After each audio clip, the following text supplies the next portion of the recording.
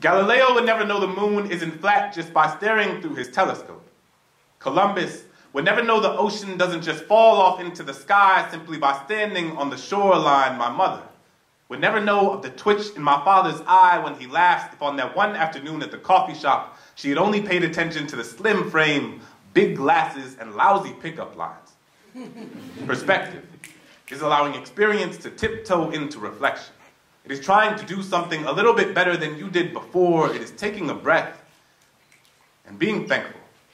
Because did you know that there are 350 million microscopic sacs of air in each of your lungs, and if even a few are destroyed, the body begins to hyperventilate to compensate for the growing cavity in your chest. After too long, this leads to pulmonary hypertension, which can permanently damage the right side of your heart. Perspective is opening the right side of your heart. It is meeting a girl who unlocks parts of you you didn't even know existed. It is finding your greatest inspiration in the things that were once your biggest insecurities, as if God had put her in your life to tell you the things you would have never listened to him say. It is finding God under a street light in the French Quarter of New Orleans, or in the backwoods of a small North Carolina college with kids who spent the first year of your time there looking at you as if you were a charity case, like you had Katrina spelled out across your brow. It is being certain that the memories of your childhood will not be limited to orange spray paint and sympathy, nor to the interwoven tapestry of fungus and whittled wood, but of okra gumbo and Tuesday night brass bands, of pickup soccer and pickup lines, and of laughter from the deepest parts of our bellies as if moving 10,000 miles away, only to realize that there is no place like home. It is forgiving someone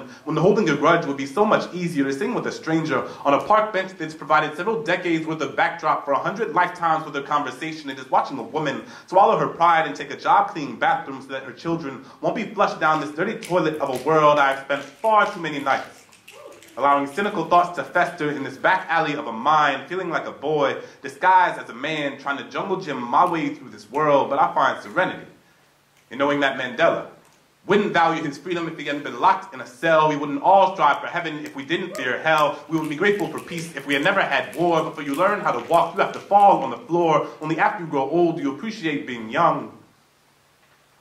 You don't truly love the taste of air till it's knocked out of your lungs. We only value the good because evil exists. So let go of those fireflies trapped in your fist, because perspective is a mason jar full of mistakes.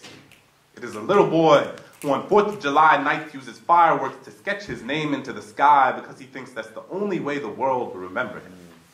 So often, I write poems to make sense of all the terrible things I see in this world, but today, I write to remember that the world is a half-full glass of iced tea on the front porch overlooking the neighborhood that made you who you are, knowing that all of it, every broken street lamp, cracked sidewalk, and busted playground memory, is a blessing.